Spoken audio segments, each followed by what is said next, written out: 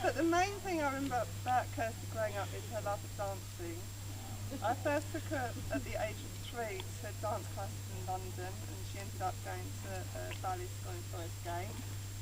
When we moved to Cornwall and Kirsty was 7, she did stop dancing for a while, but I met a friend of hers selling some old ballet shoes, a friend's mum, and so I asked her where the dance classes were, and I was told they was in Newquay.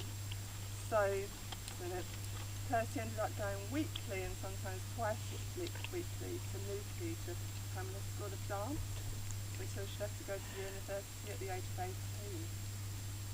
Kirsty was only able to go to ballet, tough and modern classes because my mum, Jean, was there. Head of the class. She took Kirsty and her friends to Newquay every week, and the friend's mum brought them home again. And she did that for years, as well as taking us to swimming lessons in London. It was only the other day my mum was remembering when she used to dance Kirsty's points on her ballet shoes, and they used to wreck her fingers. Like, not only did Kirsty do ballet, tough and modern, she also did hip hop at school. And by the time she left school, her and a friend Ronnie were running their own hip hop club called R&K.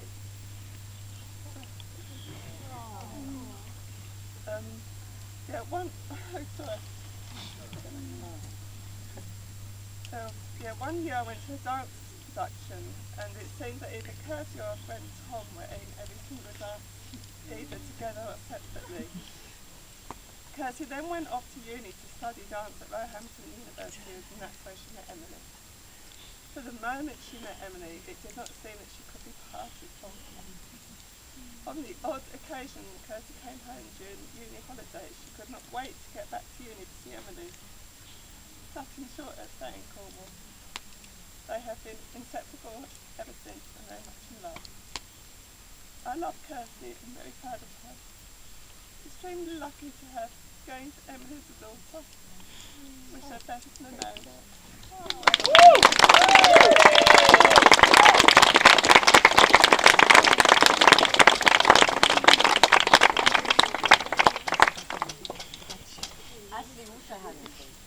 Hi.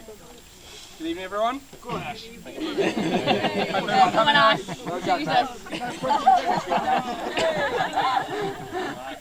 I hope everyone's having a great night so far. For those of you who don't know me, my name's Ashley. And first of all, I'd like to say it's great to see so many friends and family just travelling down here all the way to Devon from so incredibly far. Just heard Saudi Arabia all over the place. Everyone's come from so far. And I think that says a lot about the kind of people Emily and Kirsty are. Yeah. Demanding.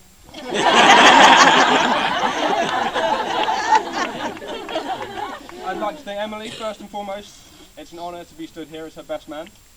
Worst man. Worst man, sorry. That's what tends to happen when you're best friends. When you spend your formative years growing up together, they take any chance they can to belittle you and take the piss. I think you can tell when people are best friends because basically the way they argue. When acquaintances disagree, it tends to be like, I'm awfully sorry, I have to disagree with you, I'm afraid there. With best friends, it's more like, will you shut up? Stop talking such absolute rubbish. And to be honest, I've made that a bit more PG. When Emily disagrees with me, there's a lot more expletives.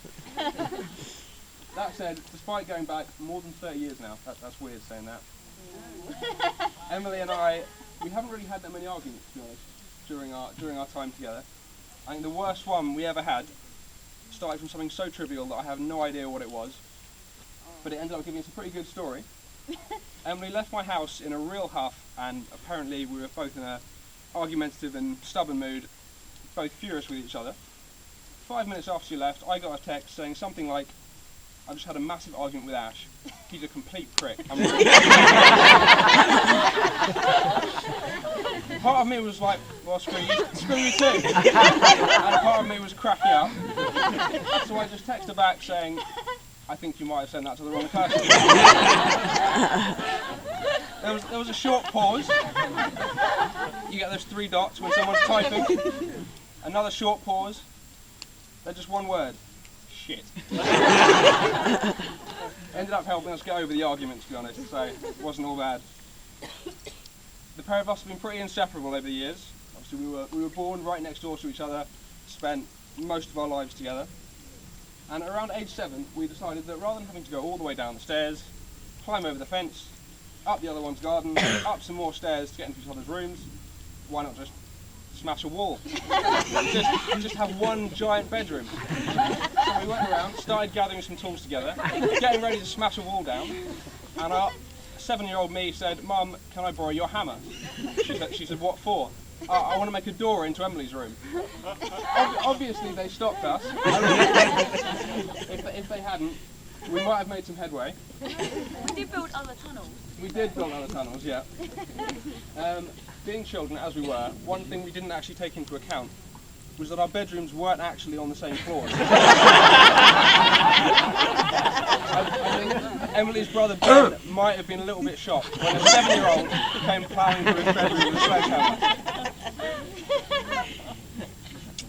And obviously we've always been close, but there were a few years during our teenage years where we weren't quite as close as we were either when we were younger or when we were now.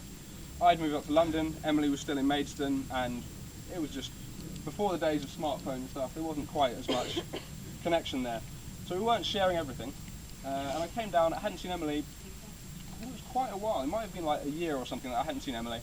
And I came down and we decided to go to the St Arms, have a few drinks, where the pub was nice enough to not really give a crap that we were quite clearly only 16 years old. Yeah. Closed down for dodgy dealings.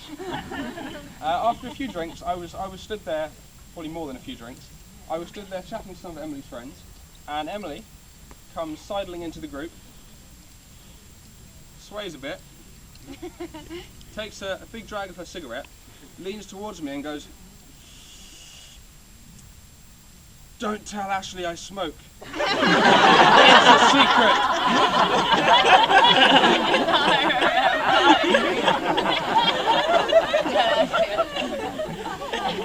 Now, not many people actually know this, but Emily was actually my first girlfriend. And we used to kiss and everything. We thought we were so naughty, kissing under the covers while Mum was in the room. We may have only been 3 or 4, but it was pretty serious. We even made a pact to someday get married. And obviously Emily was so desperate to get out of that she became a lesbian.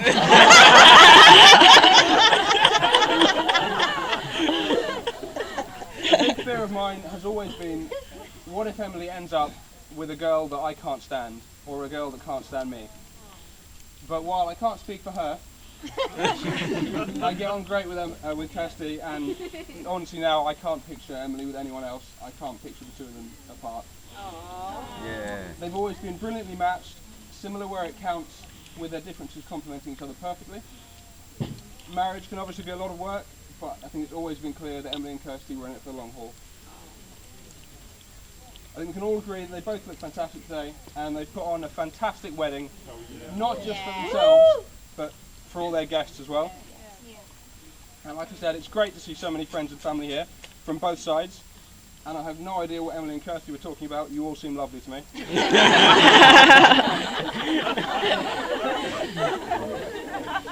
In all seriousness now though, I hope you'll all join me in wishing the newlyweds a life of happiness together and the wonderful future they both deserve. If any of you have still got glasses, I know most of the alcohol's been finished, but if any of you have still got glasses, I hope you'll raise them to Emily and Kirsty. Hey. Emily and Kirsty.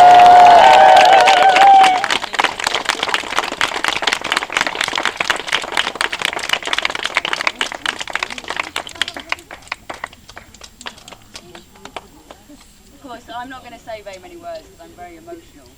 But where is Jerry and Fiona?